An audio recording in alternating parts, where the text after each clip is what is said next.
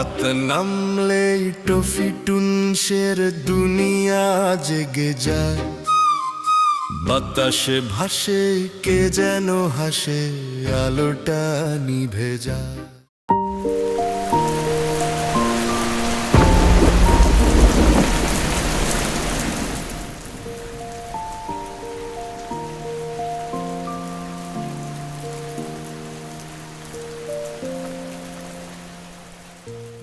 দেখলে তো, এখানে আসার পর থেকেই বাচ্চাগুলোর বায়না বেড়ে গেছে। একদম ঘুমাতে চায় না, সারাক্ষণ শুধু খেলা আর খেলা। অনেক হয়েছে, এখন চুপচাপ চোখ বন্ধ করে শুয়ে পড়ো তো দেখি, এখন কোনো খেলা হবে না। আহা সুধা, ছোট মানুষ নতুন জায়গায় আসলে একটু আধটু এমন করে, তা নিয়ে অত হম্বিতম্বি করো না তো বাপু। তবে হ্যাঁ, একটা কথা মনে রেখো বাবারা, রাত বিরাতে বা সন্ধ্যের পর কিন্তু বাড়ির বাইরে যাওয়া একদম নিষেধ। ওদিকের আবহাওয়া সুবিধের নয়। আরে রাখো তো তোমার ওসব অলক্ষণে কথা, ওদের ভয় দেখিও না তো।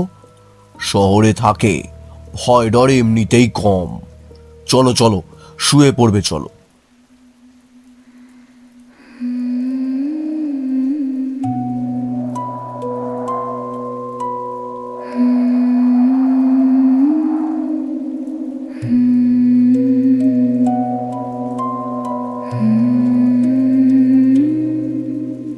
ঘুমপাড়ানি মাসি পিসি মোদের বাড়ি এসো, খোকন মনির চোখে তুমি ঘুম দিয়ে যেও।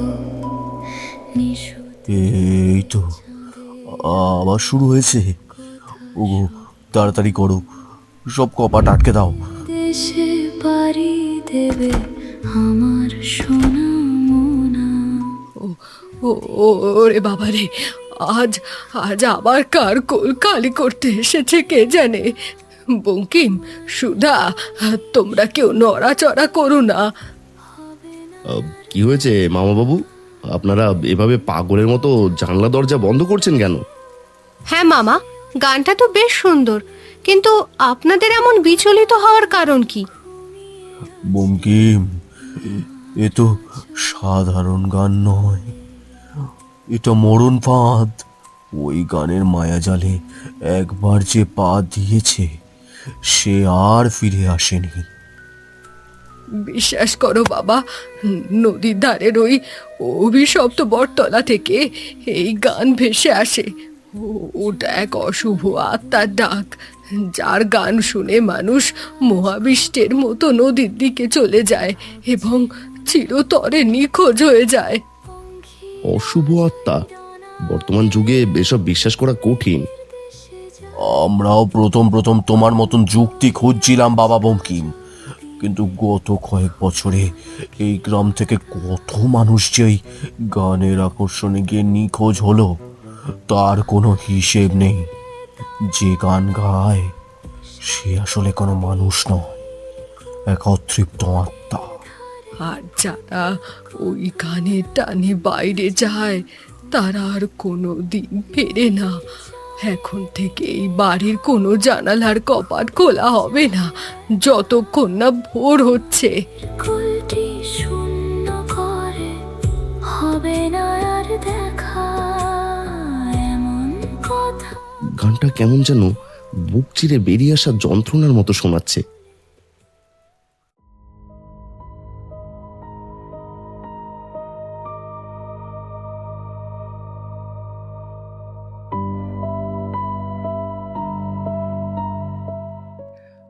একবার চা দিন তো ভাই।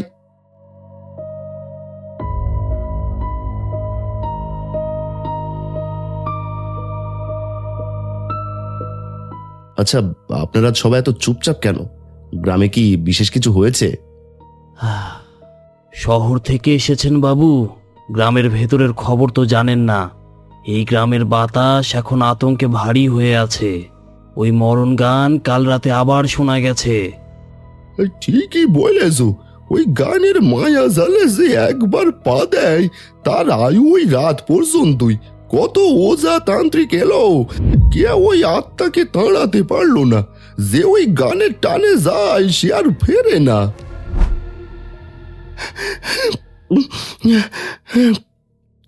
ও কাকা, শুনেছেন? সর্বনাশ হয়ে গেছে। নন্দী কাকুর মেয়ে রেবাকে খুঁজে পাওয়া যাচ্ছে না। ঘর খোলা, মেয়ে নেই। কি বলছিস রে? নন্দীবাবুর মেয়েটা শেষ পর্যন্ত ওই গানের কবলে পড়লো? হ্যাঁ, নন্দী কাকু আর কাকিমা পাগলের মতো বটতলার নদীর ধারে চরের দিকে দৌড়ে গেছে মেয়েকে খুঁজতে। গ্রামবাসীদের অনেকেই ওদিকে গেছে, কিন্তু কেউ ধারে কাছে ঘেঁষার সাহস পাচ্ছে না।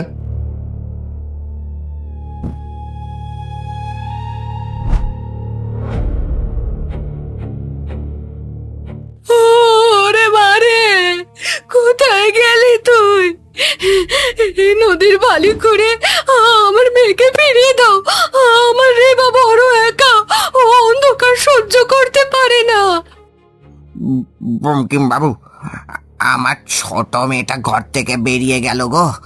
আমি টেরই পেলাম না। ওই গান, ওই সর্বনাশা গান আমার সব কেড়ে নিল গো, সব কেড়ে নিল। শান্ত হন, আপনি শান্ত হন। আপনারা এভাবে ভেঙে পড়লে মেয়েটাকে খুঁজবে কে? আপনারা সবাই দাঁড়িয়ে দেখছেন কেন? চলুন চলুন, আমরা সবাই মিলে এখনই নদীর চরে আর বনের ভেতরে মেয়েটিকে খুঁজি। না বাবু, আপনি জানেন না আপনি কি বলছেন। দিনের বেলায় চরে খুঁজলে কোনো লাভ নেই। যারা নিখোঁজ হয় তাদের দিনের বেলা পাওয়া যায় না। ঠিকই তো, ওই মায়ের খেলা শুধু রাতেই দেখা যায়। এখন খুঁজলে শুধু বালি মিলবে, মানুষ মিলবে না। মেয়েকে পেতে হলে তো রাতেই আসতে হবে। ঠিক আছে, তবে তাই হোক। আজ রাতে আমরা সবাই মশাল জ্বালিয়ে একসাথে আসবো, পুরো চর তন্ন তন্ন করে খুঁজবো। আপনারা কি রাজি?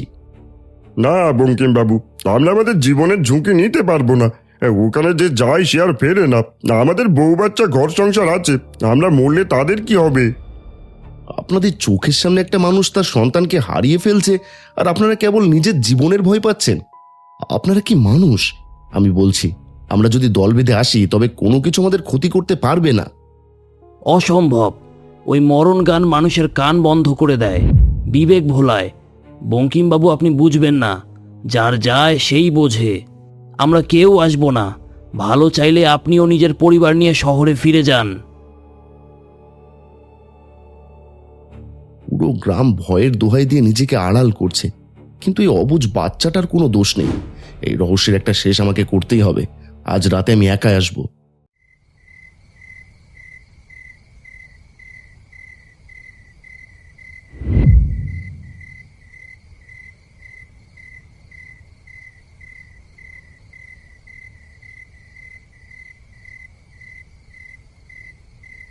এভাবে হাত পা গুটিয়ে বসে থাকা যায় না। একটা ফুটফুটে বাচ্চা নিখোঁজ হয়ে গেল, আর আমরা সবাই ভয়ের দোহাই দিয়ে ঘরে লুকিয়ে আছি। শিক্ষিত হয়েও যদি আমি এই কুসংস্কারের কাছে আজ হার মেনে নিই, তবে নিজের কাছে ছোট হয়ে থাকব। আমাকে দেখতেই হবে ওই সুরের উৎস কোথায়।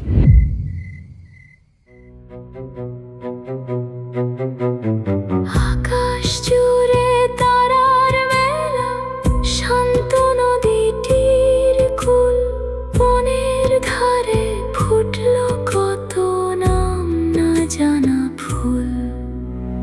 নদীর চারে মিঠে হাওয়া, কখন যাবে একা। মায়ের কোলটি শূন্য করে, হবে না আর দেখা। এমন কথা বলো না কে?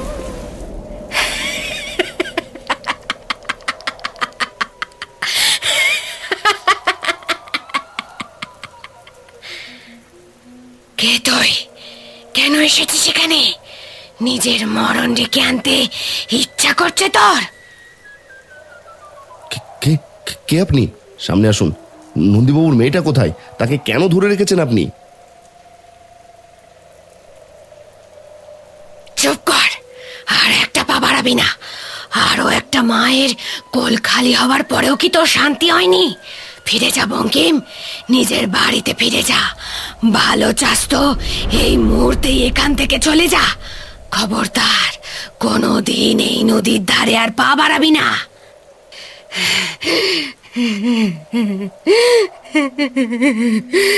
মুন্না, ওরে আমার কলিজার ধন মুন্না, কোথায় গেলি বাপ আমার? অন্ধকার দেখে ভয় পাচ্ছিস বুঝি? মাঝে মাঝে তোর জন্যই দাঁড়িয়ে আছে রে। আয় আয় আমার কোলে আয়।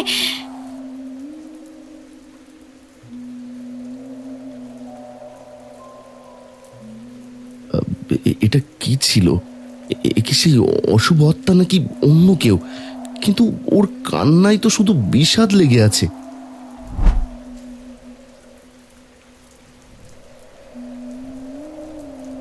যা দেখলাম আর যা শুনলাম, এ তো মানুষের কল্পনার অতীত। কাল সকালে গ্রামবাসীকে সব বলতে হবে। এই রহস্যের শেষ আমি দেখেই ছাড়বো।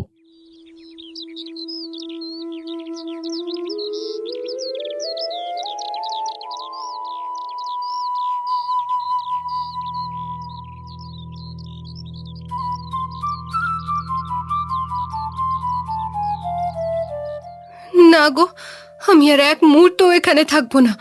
এই অভিশপ্ত গ্রামে থাকলে আমাদের ছেলে মেয়েদেরও বিপদ হতে পারে। আমি আজই ওদের নিয়ে শহরে চলে যাব। তুমি ব্যাগটা ধরতে সাহায্য করো। সুধা শান্ত হও, সুধা শান্ত হও। এভাবে পালিয়ে গিয়ে কি সমাধান হবে? কাল রাতে যা দেখেছি, তারপর আমি এই মানুষগুলোকে এভাবে একা বিপদে ফেলে রেখে যেতে পারি না। তুমি কি পাগল হয়ে গেছো? যারা মরছে তারা তোমার কে? তোমার নিজের সন্তান আছে বঙ্কিম। সেই জন্য তোমাকে থাকতে হবে সুধা। আমাকে অন্তত 2 দিন সময় দাও। আমি দেখতেই চাই এর শেষ কোথায়।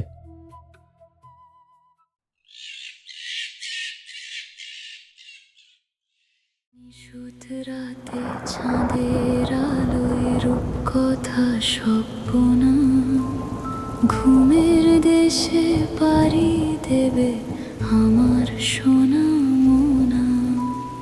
নদীর চরে মিঠে হাওয়া, খোকন যাবে একা, মায়ের কোলটি এই তুই খোকন না? রমেশ চাচার ছেলে?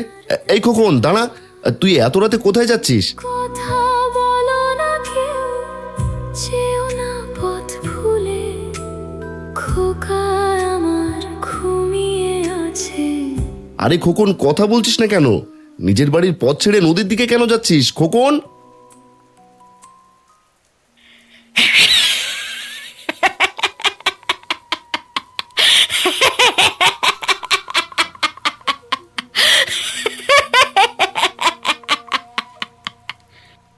ওটা কিসের শব্দ?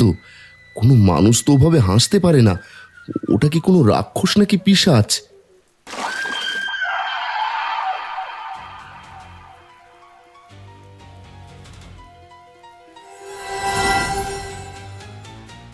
পঙ্খিরা জয় ডানা মেলে মেঘের দেশে যায়, ঘুম পড়ি আজ কাজল দিলে খোকা রাখি পাতায়।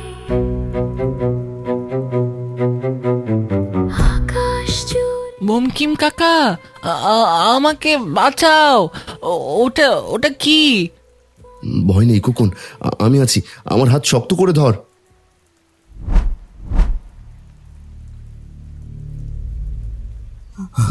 আরে বঙ্কিমবাবু, আমার খোকন আপনার কাছে। ওকে আপনি কোথায় পেলেন? আমরা তো সারা গ্রাম খুঁজে মরছি। রমেশবাবু, খোকন আজ নিশ্চিত মরতে বসেছিল। ওকে নদীর চরে সেই পিশাচটা টেনে নিয়ে যাচ্ছিল। আমি নিজের চোখে দেখেছি। পিশাচ? ওখানে শুধু সেই আত্মাটাই নেই, তার সাথে আছে আরো ভয়ঙ্কর এক পিশাচ। ওর রূপ যে কতটা বীভৎস তা না দেখলে বিশ্বাস করা যায় না।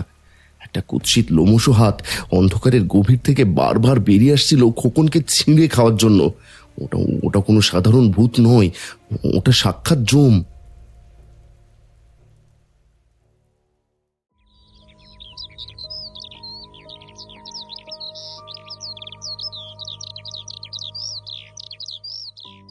ভাই, একটা কথা জিজ্ঞেস করার ছিল।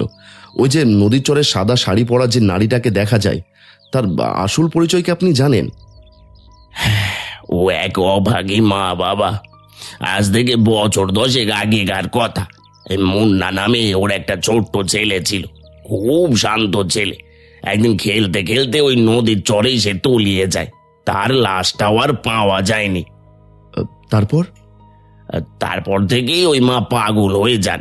দিনরাত নদীর পাড়ে ওই বালির উপর বসে থাকতেন আর মুন্না মুন্না বলে ডাকতেন। সবাই তাকে পাগল ভাবতো। একদিন সকালে দেখা গেল ওই নদীর পাড়েই তার মৃতদেহ পড়ে আছে। সে মারা গেল কিভাবে?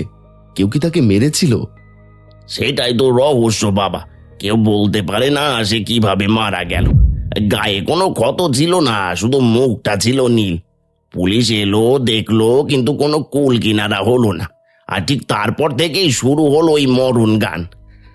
ওই মা মারা যাওয়ার পর থেকে কি মানুষ গায়েব হওয়া শুরু হয়েছে? হ্যাঁ, কয়েকদিন পর পর গভীর রাত ওই গান শোনা যায়। গ্রামের মানুষ ভাবে ওই মা হয়তো ডাইনি হয়ে বাচ্চাদের নিয়ে যাচ্ছে। ওই গানটা কি তাহলে কোনো মরণ ফাঁদ নয়? ওটা আসলে পিশাচের মায়া কাটার কবচ। ওই মা এতকাল ধরে আমাদের সবাইকে বাঁচিয়ে আসছে। না, আমাকে এটা সত্যতা জানতেই হবে।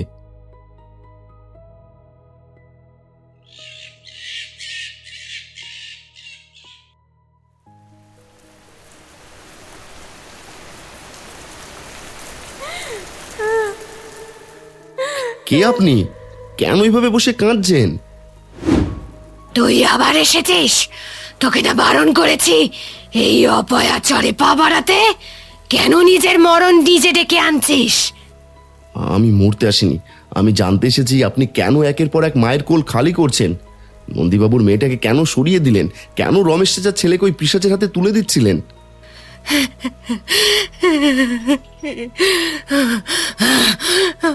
আমি আমি কলকালি করছি? ওরে অবুঝ, একটা মা কি কখনো পারে অন্য মায়ের কোল শূন্য করতে?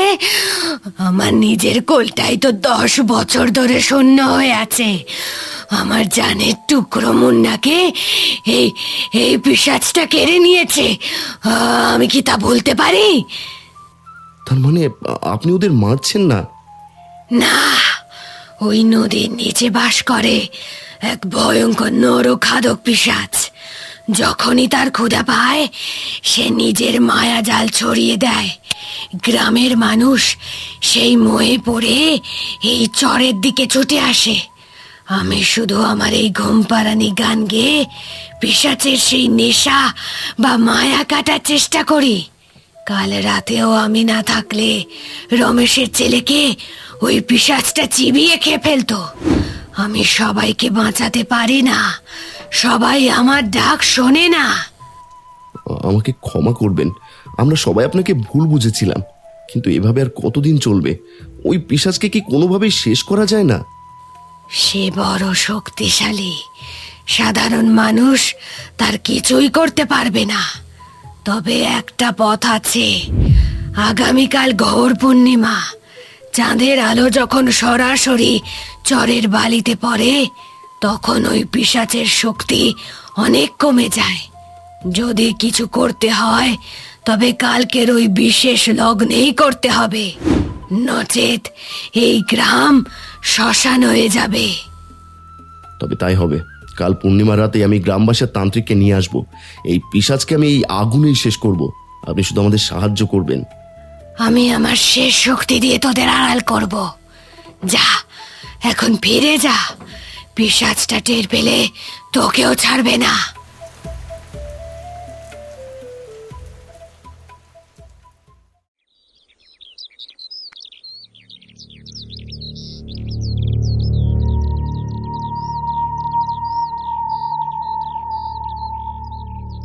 গ্রামবাসী ভাইরা, অনেকদিন আমরা ভয়ে সিঁটিয়ে থেকেছি। অনেক মা তার সন্তান হারিয়েছে, কিন্তু আজ শেষ সময় এসেছে। আমি গতকাল রাতে সেই মায়ের আত্মার সাথে কথা বলেছি। তিনি আমাদের শত্রু নন, আমাদের রক্ষাকর্তা। আসল শত্রু হলো নদীর নিচে লুকিয়ে থাকা ওই পিশাচ। কিন্তু বঙ্কিমবাবু, আমরা তো সাধারণ মানুষ, ওই পিশাচের সাথে কি আমরা পারবো? পারবো, কারণ আজ পূর্ণিমা। তান্ত্রিক মশাই বলেছেন আজ রাতে পিশাচের শক্তি সবচেয়ে কম থাকে। আপনারা কি চান না এই অভিশাপ থেকে গ্রাম মুক্ত হোক? আপনারা কি চান কাল আবার কোনো ঘর খালি হোক? ভয় পেও না, আমি তোমাদের সবার জন্য কবচ তৈরি করেছি। মা কালীর আশীর্বাদে আজ ওই পিশাচকে আগুনে ছাই করতে হবে। শুধু মনে সাহস রেখো।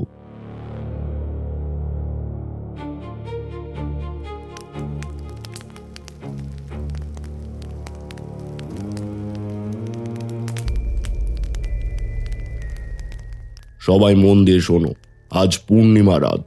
পিশাচের শক্তি আজ কম হলেও সে মরণ কামড় দেওয়ার চেষ্টা করবে।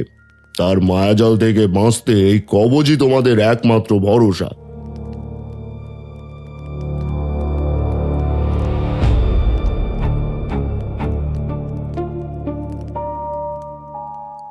সাবধান, এই রক্ষা কবচ যেন কোনোভাবেই শরীর থেকে আলাদা না হয়।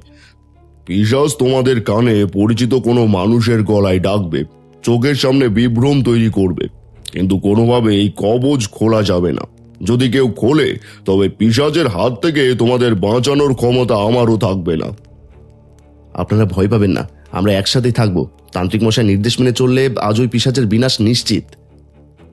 আর মায়েরা, আপনাদের ওপর এক বড় দায়িত্ব। আপনারা সবাই এখন গ্রামের ওই পুরনো কালী মন্দিরে চলে যান। যতক্ষণ না আমরা জয়ী হয়ে ফিরছি ততক্ষণ আপনারা মা কালীর সামনে দীপ জেলে আরতি আর পুজো করবেন। আপনাদের ভক্তিই আমাদের শক্তির যোগান দেবে। সাবধানে থেকো। আমরা মন্দিরে মায়ের কাছে প্রার্থনা করছি যেন পিশাচের বিনাশ হয় আর তোমরা সবাই অক্ষত অবস্থায় ফিরে এসো। চিন্তা করো না সুধা, মায়ের আশীর্বাদ আর আমাদের সাহস আজ আমাদের জয়ী করবেই।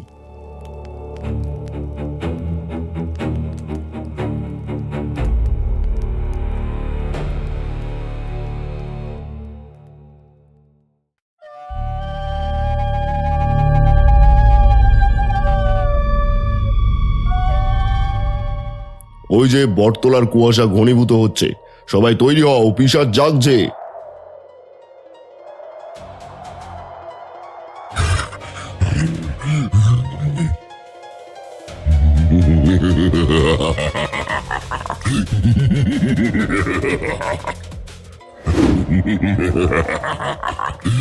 আজ দেখছি একসাথে অনেক ভোজের আয়োজন হয়েছে।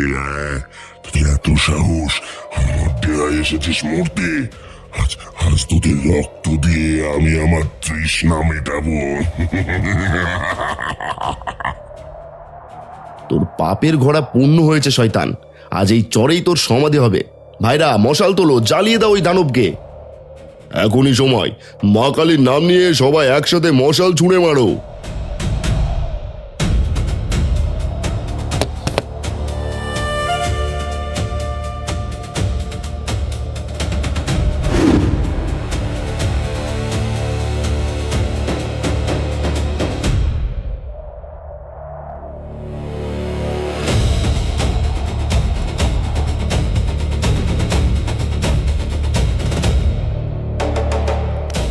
আজ তোর শেষ দিন।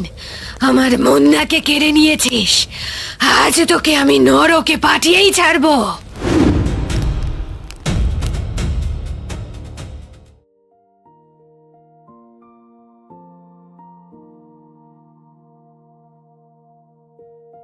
আপনি আজ আমাদের শুধু বাঁচালেন না, এক বড় দায় থেকে মুক্ত করলেন।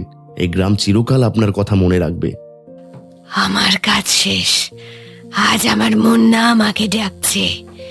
এত বছর পর আজ আমি আমার খোকাকে বুকে নিয়ে শান্তিতে ঘুমাতে পারবো। বঙ্কিম, তুমি ঠিক আছো তো? আমরা জিতে গেছি সুধা, গ্রাম আজ পাপ মুক্ত, আজ চির শান্তি পেয়েছেন। দেখো দেখো কত সুন্দর সকাল হয়েছে। সঠিক উত্তরদাতাদের মধ্য থেকে আমরা 10 জনের বিজয়ীর নাম বেছে নিয়েছি।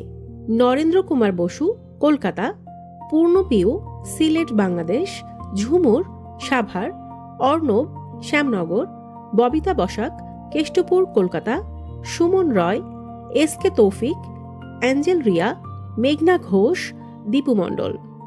একটি বিশেষ অনুরোধ, এরপর থেকে উত্তরের সাথে অবশ্যই আপনার নাম এবং ঠিকানা উভয় লিখে দেবেন।